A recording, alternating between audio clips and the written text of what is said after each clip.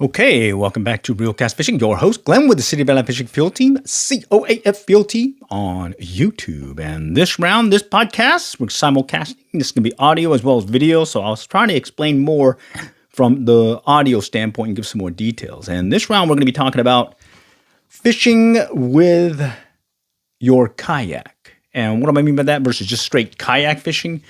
Well, in the case of fishing with your kayak, I'm just saying that you're really not using any fishing gear. You're using your kayak itself to fish.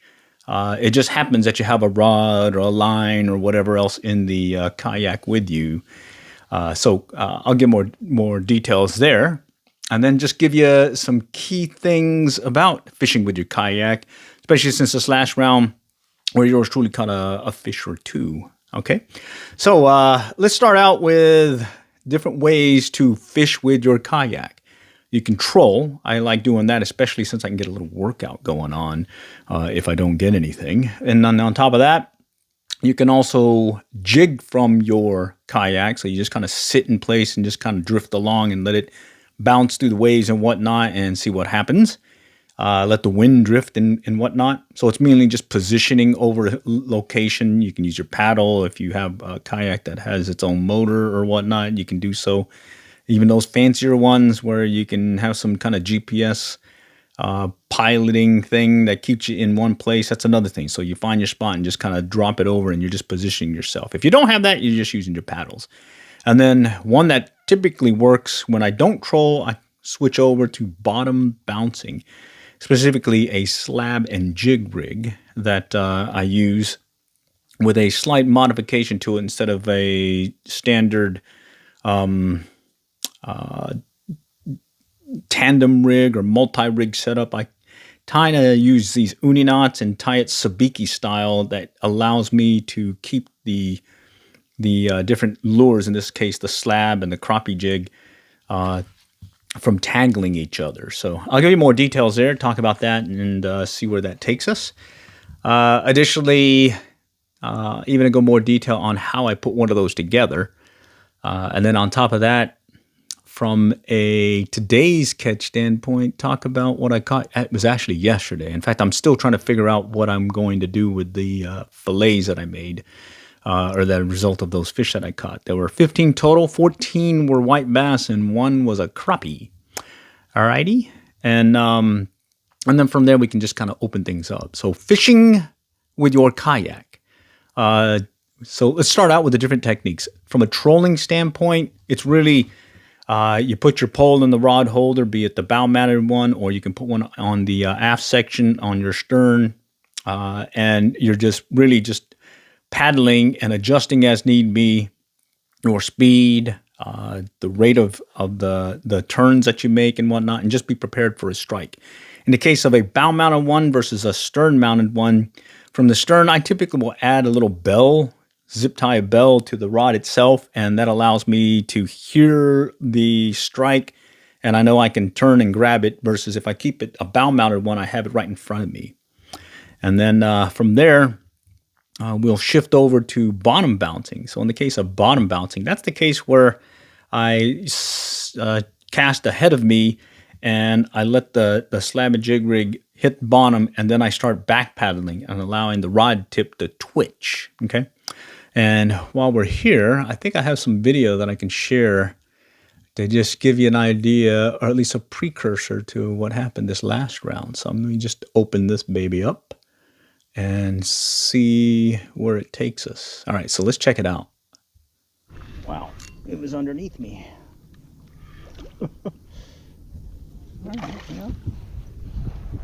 Okay, this is yesterday. Went and did a little kayak fishing, or fishing with the kayak, and it was pretty much just kind of letting.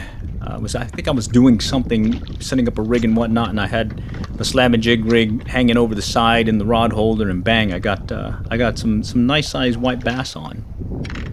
Okay, and then you'll get a glimpse of the slab and jig rig that I'm using, sabiki style, as I mentioned previously. 2 magnums. All right, and these are some nice size white bass, keeper bass. All right. There he is, right there. Well, I guess we got a kitchen cook going. Yeah, and then the plan is to do a catch and cook. So I've caught the Go fish. stop Now I just recording. got to figure out what recipe to All take. right, we got some on the surface hitting. Okay. So here's the case where I was running down a schooling set of white bass off my bow, and as I was heading that direction, I got a hit, and I'm bringing this guy in. So that's the other thing about fishing from a kayak is you don't have to stay in one place. You can move in different places and whatnot and make some adjustments. And right there, you can just see in the background the boat ramp. And from there, it's basically not very far from shore where I'm casting, actually where I'm catching fish. And at this point, I'm just sight casting some schooling or some feeding white bass. What I'm seeing is either they're breaking the surface chasing shad. Other cases, I can see a little rough patch of water where it's kind of roiled, and that just tells me there's something brewing underneath, and I should probably cast past it and take my lure or my jig rig through that school and see what happens. The other thing is when I get the initial strike, I'll hold and not reel in as fast as I probably could. Instead, I'll let the fish play, and by letting that one fish do its thing and fight with you as you're reeling it in, it allows these other ones in the school to strike your other jigs. And so that's where I'll get the multiple doubles and triples. Get a mix of large ones and small ones. In this case, this is a little small guy. You have to throw him back. But what's nice about this is when you are targeting the bottom, especially when you're bottom bouncing, I definitely like to switch things up and fish the bottom. And of course, you do get more than just white bass. This is a crappie. I got to make sure that it's legal size, so pull out the old ruler and let's see what it is. Oh, he's 11. Let's see. Oh yeah, he's 10 and a half, 11. All right. So I got myself a keeper. All right, so I got that one filleted up and everything. Now I just got to figure out what the recipe's going to be. Put them on the skin. And then I'm also using those big safety pins. Okay, nice. I put the safety pin on there, laundry pin, and I'll put that on the. Oh. Ah, dang. Yeah, this is one where I'm just sitting in one position and I'm getting a strike. Right, there's a boat going by. I've loaded up, I believe, 2 or 3 on this one. All right, it's another triple. Oh no, it's a double. It's a double. Okay. Oh yeah. Yeah. All right, and check it out. This is what they're eating. Shad. Yeah. So yeah, that slab and jig rig was definitely what they was working. Today's catch, good amount. Some nice big ones in there in the mix. Good stuff. Okay, and again, if you have any questions or comments and whatnot, just throw them in the chat. I'm monitoring it here. All right, so let's knock that one off here and switch it up. Okay, so let's talk about this last round. I was initially trolling, seeing what would strike. That was when the fish were closer up to the upper part of the water column, if not breaking the surface. Later on, I ended up shifting to bottom bouncing, and that's where I was starting to get some of the bigger keeper size ones. I'll get that video posted and whatnot, but what I'd like to do now is just describe the gear that I was using and how I was using it, and then from there, see if it opens up any questions that anyone may have. So let's talk about the gear, okay?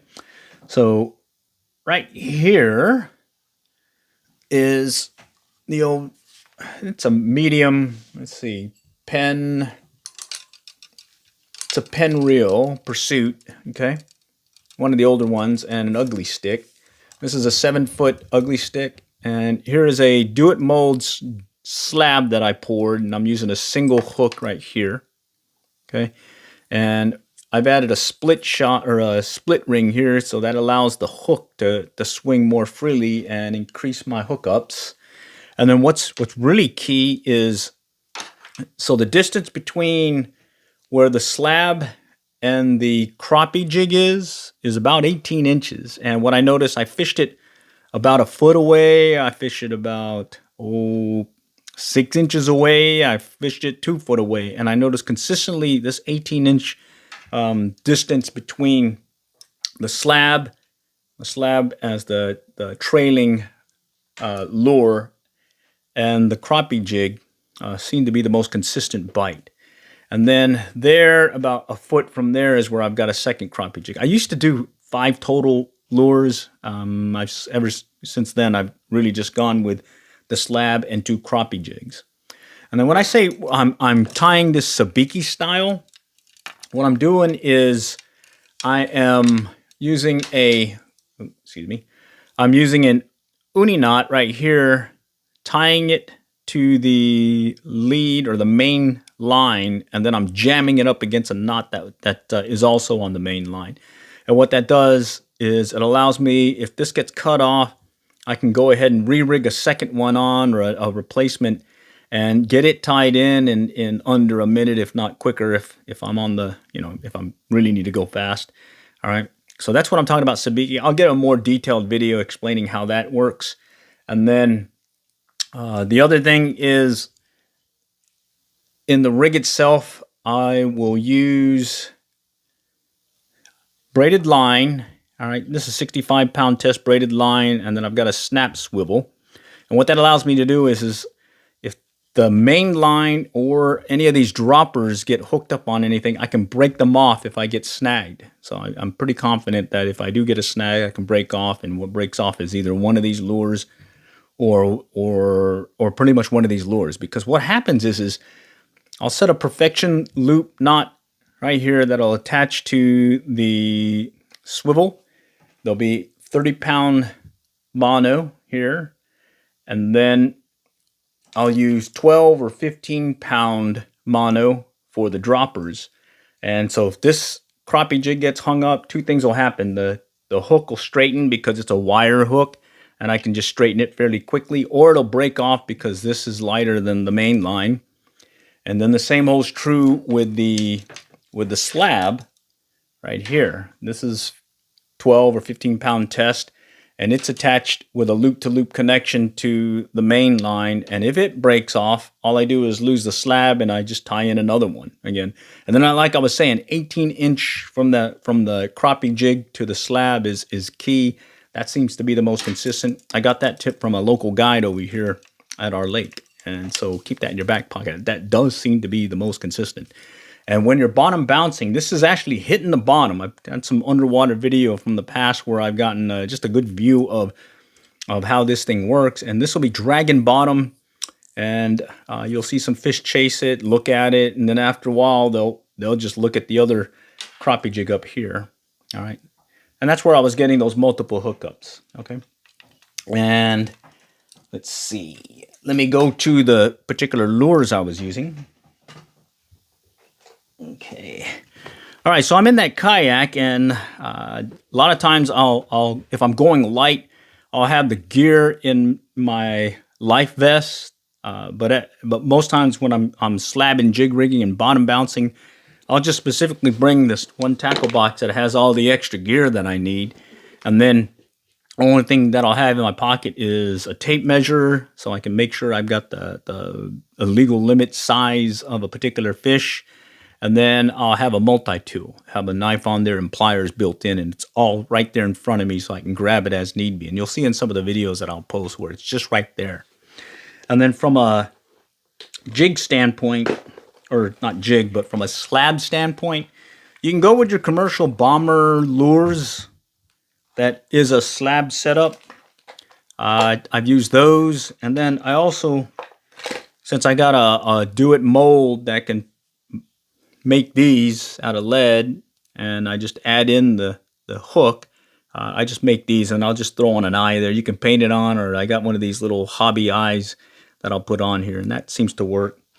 I like using the single hook with the heavier jig, or correction, slab, because it does sink to the bottom better, and I get that better twitch in the action of the rod when it's bottom bouncing.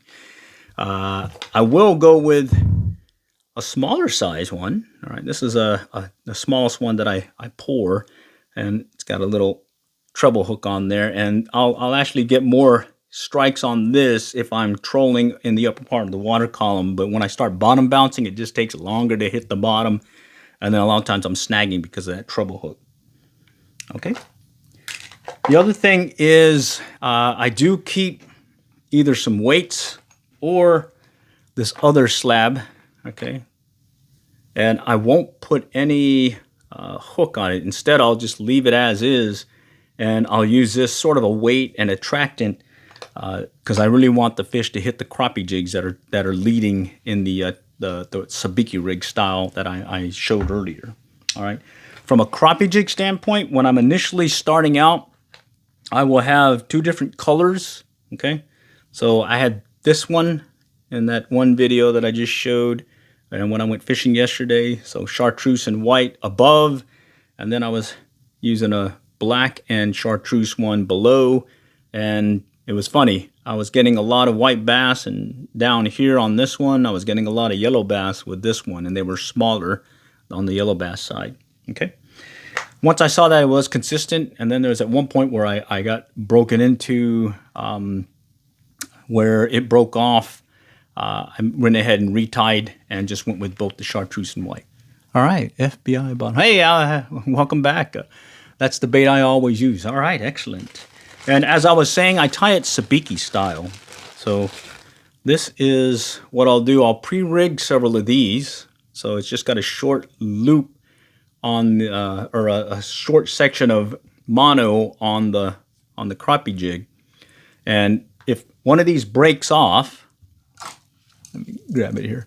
One of these breaks off right here, let's say, I will tie an uni knot and attach it up here and then slide it back down, and I'll be back in business again. All right. And at times, there'll be times we'll have multiple times I've had to retie, and there's been times where I have like 3 or 4 of these snipped off uni knots because I've replaced it with one of these. And what's nice is if I have these pre-rigged, I can put one of these together fairly quickly as the fish are striking all around me. I'm ready to get back in business. And then additionally, if the slab breaks off, I can retie that on as well. Okay. All right. I don't even know. Yeah, I've been using this sabiki style rig setup because it's the one that seems to foul the least. Because you know, if you have a sabiki rig like you use in salt water, when they attach it, it's basically a multiple set of lures, and they flop around everywhere, and consistently they always seem to fall in the right direction. In this case, trailing, and they untangle themselves fairly easily. All right, and also this is about 16 inches apart from the top crappie jig to the bottom, and then I have that slab, and again 18-inch from the first crappie jig to the bottom trailing slab seems to be the most consistent, at least in our location. Again, fishing tip from a local guide, and he's an expert. Hey, listen to the experts. I'm not going to question that one, especially since I see it consistently working for us. Okay, so I mentioned trolling when you're fishing with your kayak. Additionally, I mentioned bottom bouncing. So the key with bottom bouncing, so you're really not fishing with your rod. Instead, you're placing the rod in front of you. What I do in a sit-inside kayak is I'll just place the rod underneath my leg, my thigh, and I'll have the rod pointed in front of me. And let's see if I can show you. I think I had that video here earlier. Okay, yeah. So let's just run it real quick. It was underneath me. Okay. So here again, this is just one that was just, I was sitting there re-rigging or whatnot, and I had the slab and jig rig down below, and I was sitting still, and the waves were having me go up and down, and that's what triggered the strike. And then guess what? I ended up getting like 3, 4 more like that just sitting there. All right. So that was the other thing I was telling you. You got trolling when you're fishing with your kayak. You got bottom bouncing, and then you can just sit there and kind of drift and do your thing from there as well. Okay. I don't know. I'm getting a little warning that my system may be overheating, so if things kind of lag, please bear with me. But let's see. I think I can get this moving faster. Okay. Got ya. That's another hit. Okay. Yeah. What I want to describe is that pole, it won't be in the rod holder. When I'm trolling, I'll put it in that bow-mounted rod holder. But when I'm not and I'm bottom bouncing, because I'm actually back paddling with my kayak and the rod is in front of me, the slab is bouncing up and down, and I'm able to see my rod as it twitches because of the action that I'm seeing, because it's bouncing along the bottom. And what you're looking for is you'll get this consistent twitch. Sometimes it'll snag. Right, You just kind of do your thing and overrun that snag. Let's see, that's that crappie I caught. Let's see if I can take it back. Okay. Let me just hold it here. Okay. So when you're bottom bouncing with a slab and jig rig, you're actually casting in front of you and you're back paddling. So I'm taking my paddle and I'm pushing. So I'm actually going backwards. And with the rod in front of me, I can see that I have the right action is when I see the rod tip consistently doing a twitch move, a bump, a bump, a bump. Sometimes it'll snag and then it'll pull off. I'm using 65-pound braid. I got some lighter, the main line on the rig itself, the slab and jig rig, as well as the lighter droppers. So if I do snag, two things. I'll just go ahead and run over or go over the spot I was, and it'll pop off the snag. Or other cases, I'll have to just keep pulling and break off, or just have to retie one or two lures at times. Do worms make you catch more fish with worms or without worms? For this fishing, I haven't used worms. The only time I've been using worms is when I'm actually just anchoring or drifting along and fishing the other method I like doing, which is the lazy man way, where I just cast out and just let it drift and whatever hits. But I can't really talk. I tend to use the lures more often than not, especially when I'm doing the slab and jig rig style. I find that it's most versatile. So some background on yesterday's trip.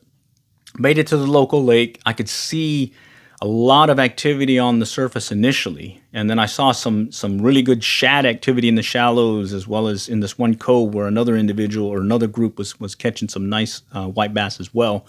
Additionally, this other stretch that I'll go all near this boat ramp, so you don't have to go very far on your particular lake to catch a limit of fish. They could be close by. Bottom line, if you see fish in the area, might as well fish it instead of moving on to other places. And in this case, I ended up staying there most of the day, if not the whole day. Bottom bouncing was key. Initially, I was trolling, and when they were on the surface, I was doing well.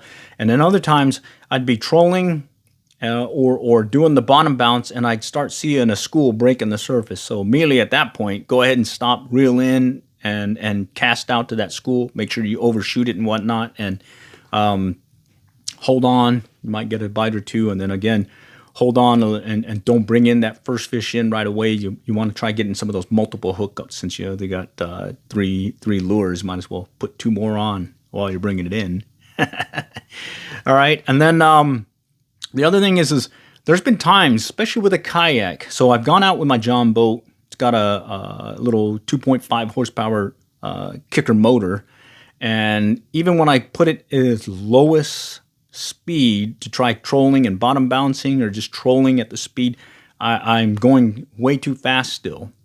From a kayak standpoint, it's myself. I can adjust as need be, and I can see if the action on my rod is what it needs to be. Or if I need to speed things up, slow things down, it's much easier to control. And that's what I was saying. You're actually fishing with your kayak. You're not using the rod. You're actually using the kayak to fish. You're giving the action to the lure and to whatever you're presenting to the fish. Just by going faster, slower, or just just even the motion of it going up and down in the waves and whatnot. So that's how things started out that morning, and then it picked up later when I started seeing them hitting stuff around me, and I noticed that I could even cast and just do a bottom bounce, or just cast and slow retrieve back. And so at that point, I was just basically fishing one spot and just doing your traditional fishing. Let's see, FBI bot. Are you supposed to use a bottom bouncer if you're fishing on land? Like, are you supposed to cast out the bottom bouncer and just sit there?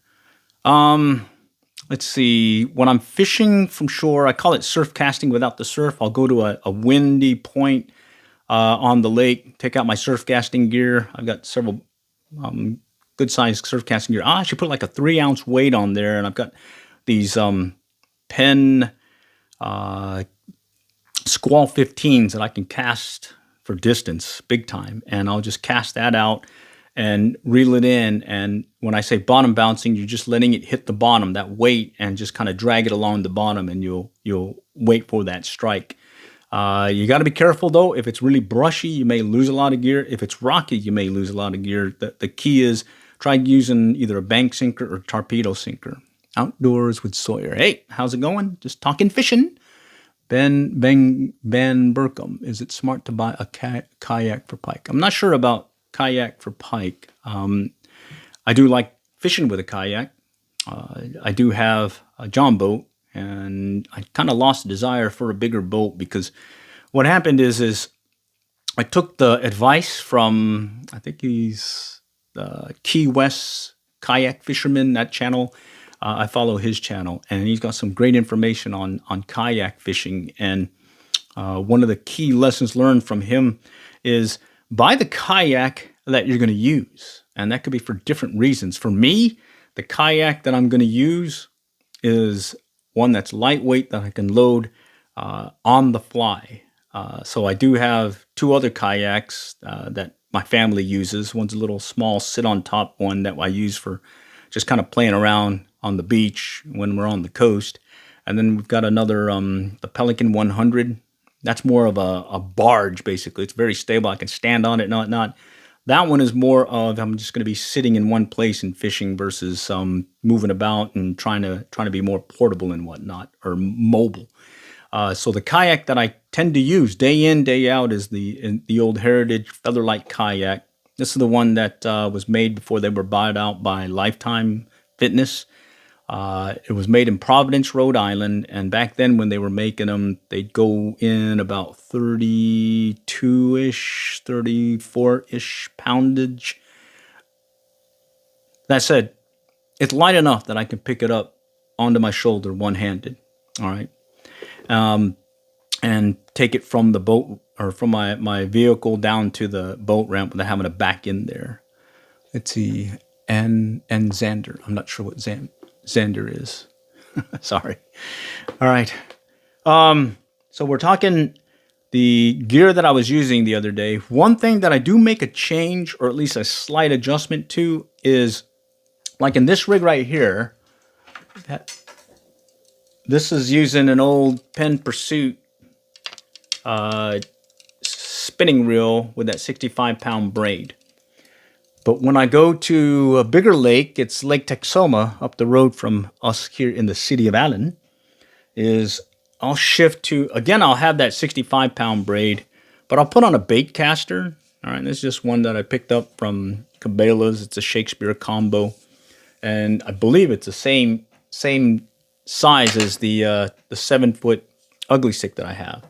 And this one I use similar to the spinning reel. I do the bottom bouncing, I do the trolling, the same thing. But the reason why I go with this is oftentimes there'll be cases where the striped bass are starting to boil up or out in the distance. I need to run them down, and my buddy and I will just start paddling as fast as we can, get close to the school, and we'll start casting and just basically sight casting to those boiling striped bass. And I tend to do a lot better using bait casting gear to get those quick cast in, fast action versus the spinning one. And that's just personal choice, basically.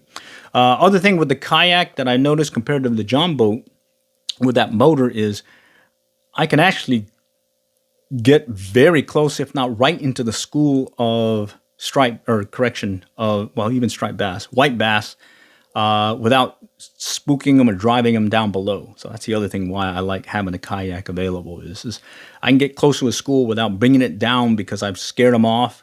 The other thing is even, in fact, in yesterday's trip, there was several times where I'm sitting there either undoing a fish, getting it off the line, or I'm already casting in one direction, and all of a sudden the school goes around me. I can see initially a bunch of these little yellow bass were chasing shad. They're hitting all around me, and then another case where off to my starboard side, I could see a school coming up, and it actually passed by me while I was sitting there fishing. Caught one or two, and then boom, they all went out, went on. So fishing with a kayak is fun. All right. Let's see. Other things. I am working on the catch and cook. So a lot of times when I go fishing, it's more catch and release. But when I'm fishing the local lake, I'll tend to keep what I catch, be it white bass, the crappie, and catfish. And I still have to figure out a way to, or a different recipe. I feel like something different for this fish. I don't know why. Just want to try something different other than your normal just pan fry with some salt and pepper. The other thing that I do recommend is when you are cleaning them, get you a good fillet knife. I picked up one from Dexter, and it's an old, I guess, fishing or knife company that they have a nice, fairly economical fillet knife that I was able to cut through these and get everything cleaned up. I'd say about maybe 30 minutes. I'm a slow cleaner of fish. It was 14 white bass and 1 crappie. All right. So any questions, comments, kayak fishing wise? We got a good Sunday here. Oh, let me grab some of the line that I was using. Nothing fancy. It's basically ones that I always pick up just day in, year out. All right, here's Stren. All right. This is the 30 pound. Okay. This is going to be the main line of the slab and jig rig. And this one's beat up, but it's trilene big game. And this is 12 pound. All right. And I got an Amazon live video I got to put together on the slab and jig rig, but just to do one impromptu real quick, or just describe one real quick is I'll take about 2 foot of the 30 pound, put a perfection loop on both ends, and then I'll actually just do a simple overhand knot from the top section about a foot down. And then at that point, I'll take little droppers attaching about a foot of line to 2 crappie jigs, and then a foot of line about enough line so that I end up with 18 inches from the first crappie jig to the slab, and I'll have that as the droppers to the main line. And what then happens is anytime I do snag into anything, I can easily break off, if not pull off a particular snag. There was a couple times where I did lose 2 crappie jigs to a snag, but lo and behold, I just retied them because I did it sabiki style because it's a uni knot. All right.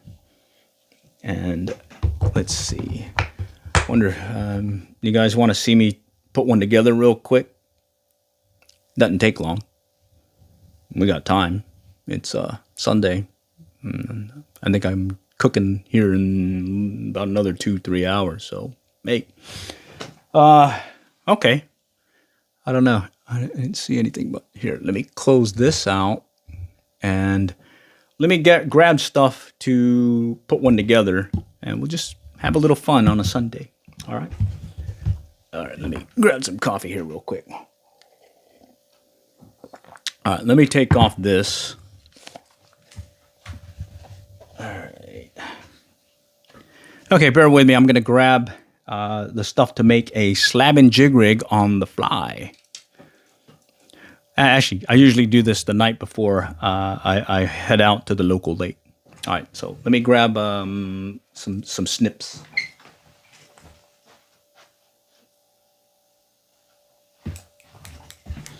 Okay, let's do a slab and jig rig on the fly. Okay, night before I'm getting ready to hit the local lake, I will set up with,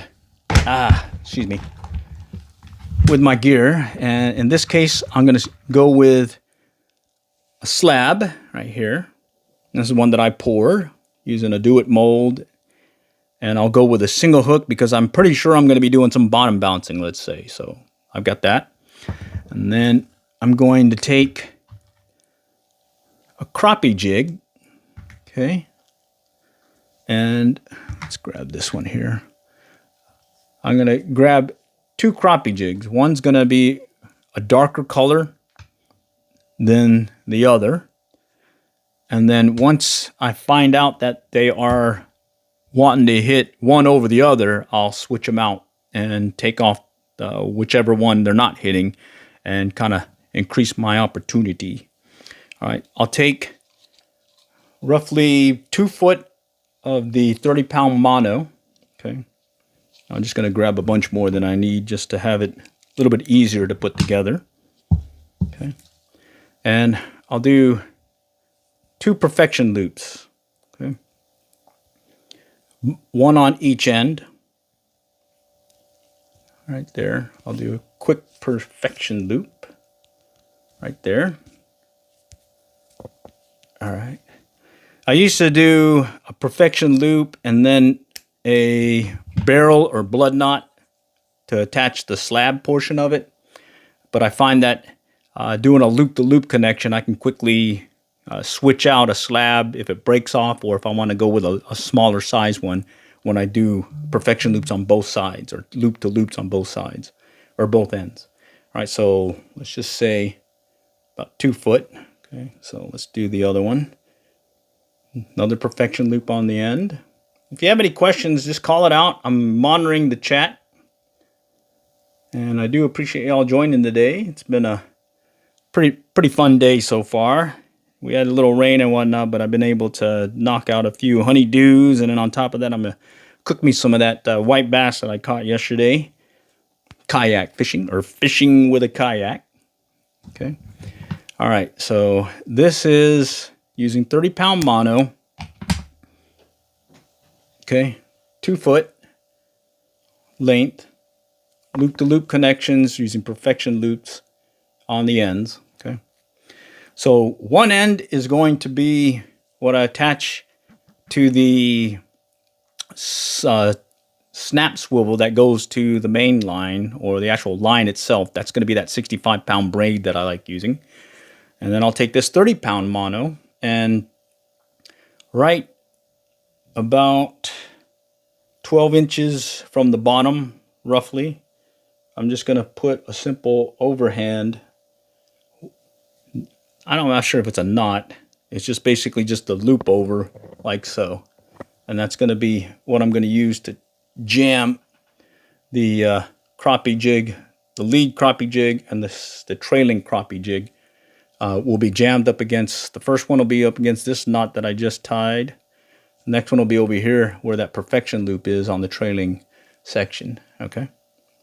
So with that, let's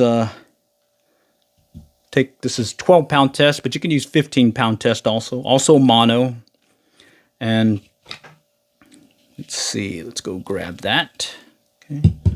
And I'll take about a foot of this or so. Basically, you just need enough to be able to tie an uni knot with. And here, I'll just use a simple improved clinch knot to tie the crappie jig. Okay.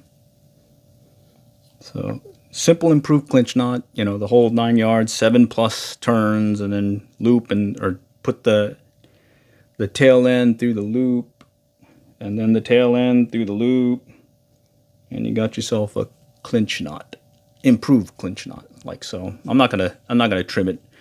All right, and then just to make things easier, I just go ahead and tie on the other end, the other crappie jig. And again, I'm using 2 different colors, one darker, one lighter. Okay, and we'll just tie on another one, improved clinch knot. Okay, And I'm going to put this aside for now, and we'll go back to the slab portion. Okay.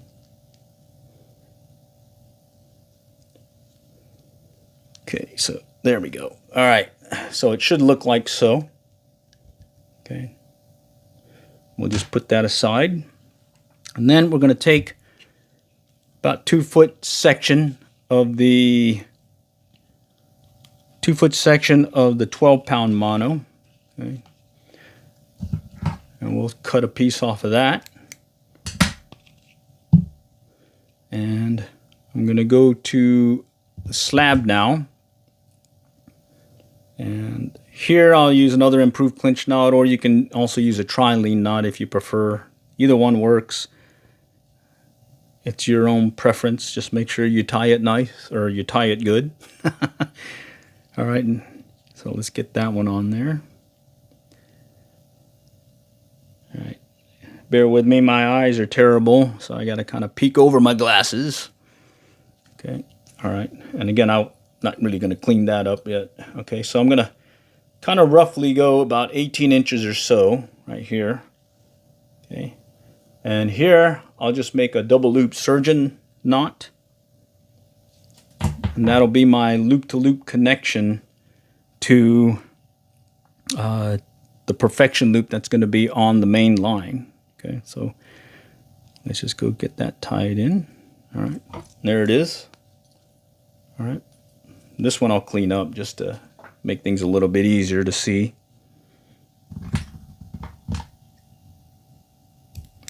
Okay, so what you have here is the slab, 18 inches of line with a loop on the end.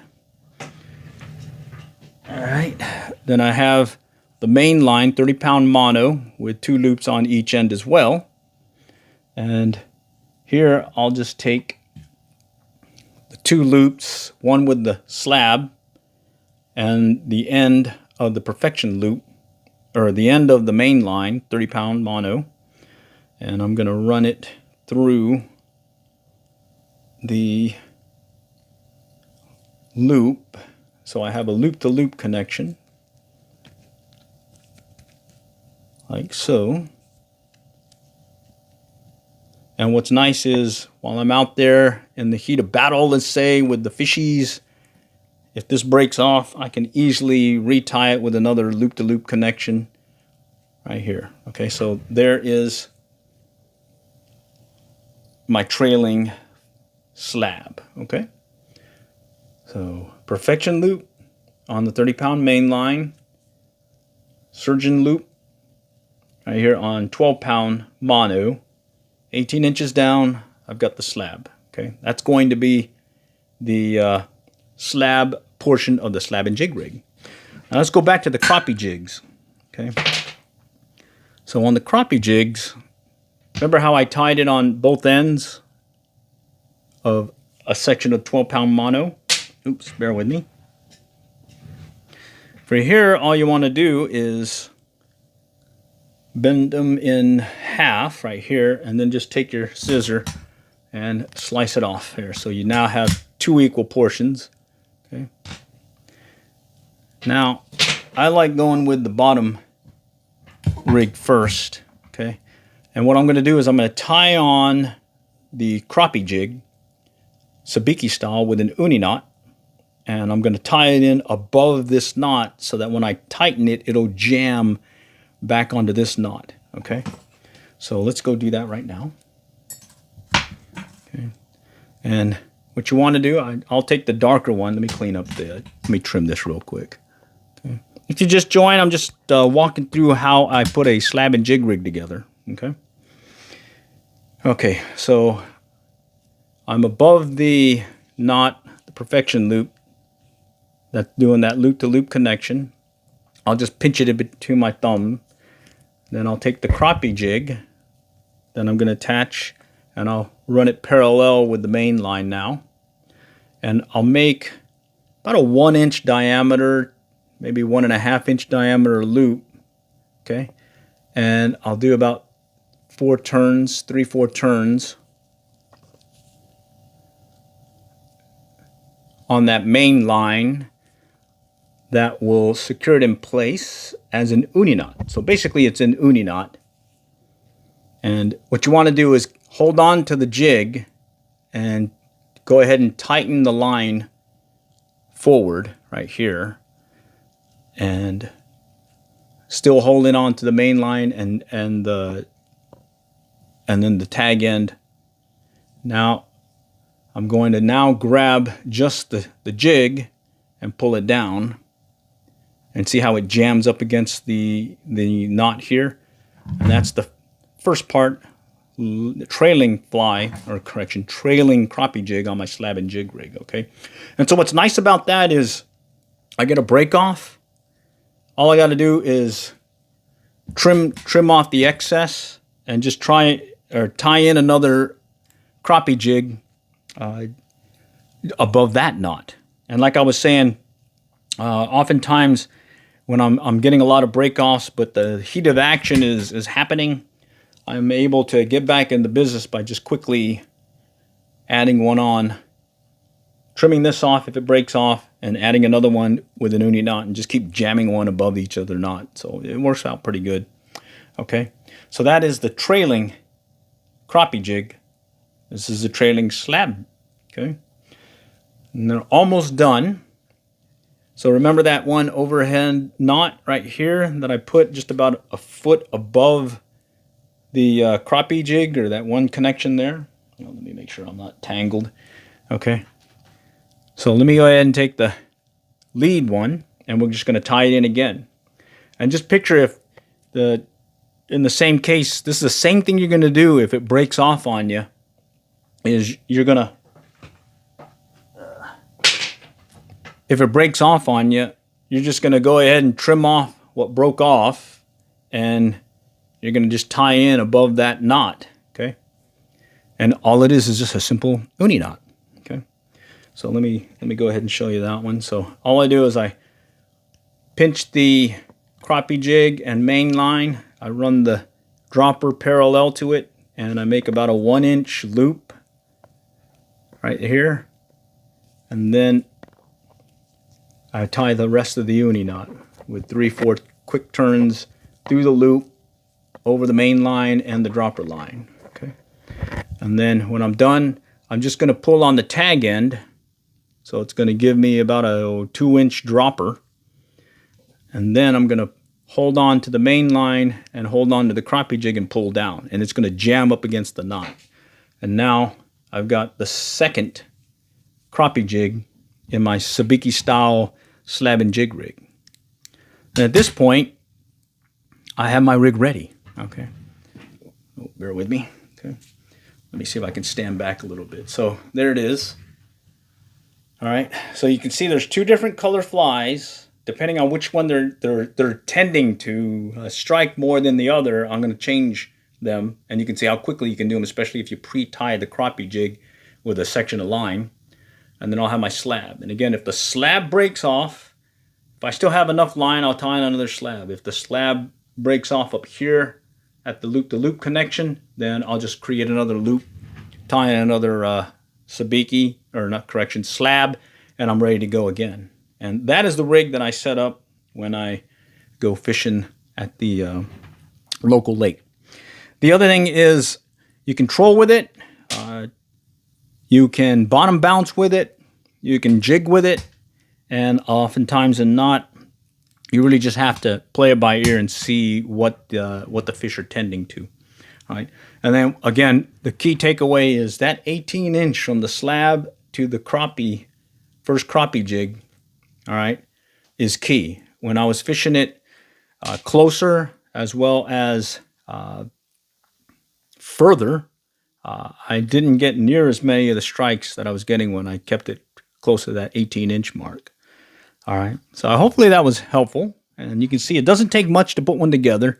You usually just tie it the night before, and then what I'll then do is I'll pre-tie a bunch of the crappie jigs with a section of line ready to go, so that in the case of a line breaking off or a crappie jig breaking off, I can quickly retie it because all I have to do is tie the uni knot portion to the main line instead of having to tie a section of mono onto the crappie jig and then do the same thing again with the uni knot.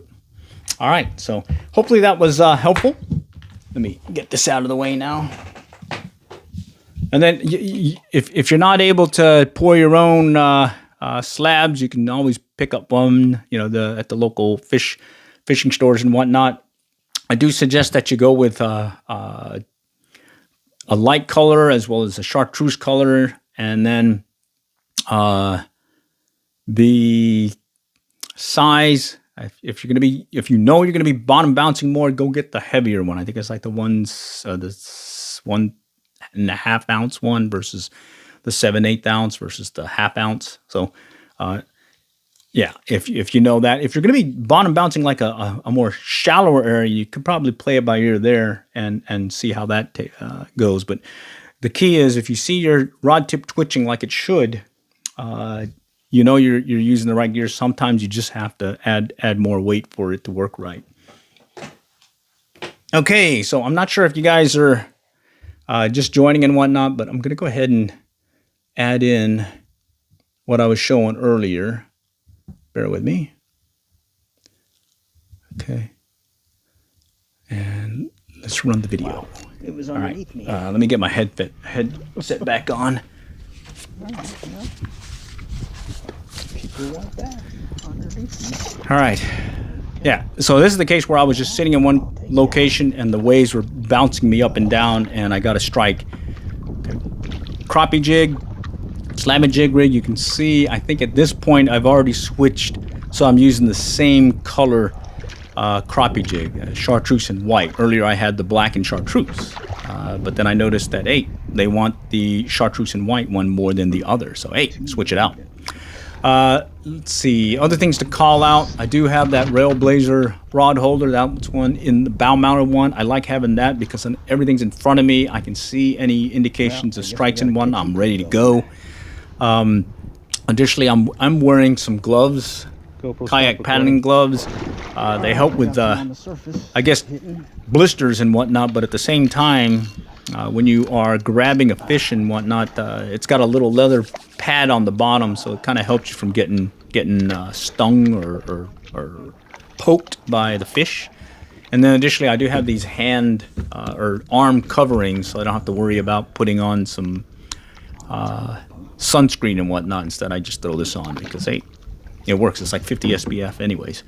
Let's see here. I'm chasing down. I think I see a school out in the distance, and I'm just kind of going up to it, getting ready to cast. Yeah, that's right. Yep.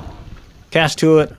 I'm seeing these schools either breaking the surface, or I can see them just under the surface where the water is kind of roiled or disturbed, and that tells me there's probably going to be something there. So hey, get ready to cast over there.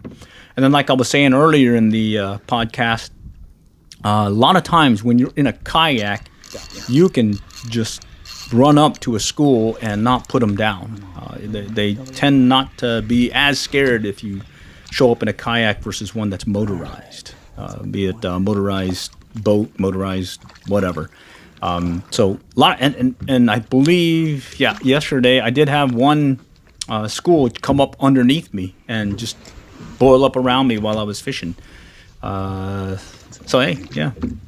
Other things of why you should take up kayak fishing. Well, it makes things much more convenient. Gives you the mobility to take you around, go do some fishing, try other locations. There's been times where I fished off one point, things weren't doing so well, so I shot across a cove or portion of the lake and was able to try another spot and do well.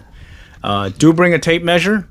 Here's one where I caught a crappie. I just want to make sure that he's legal. It's got to be 10 inch in our state. Oh, yeah. Great state of Texas. In this case, 10.5 inch. So, hey, it's a keeper. And crappie do taste good. They do taste good. Put them on the string. All right. Add them to the rest. I think that's pretty much all I had this round, unless anyone has any by the ways or comments, questions, and whatnot. If not, if you do have a question, comment to add later, I do monitor the comments, so hey, shout out to me, and hopefully I can get you an answer and whatnot. Okay?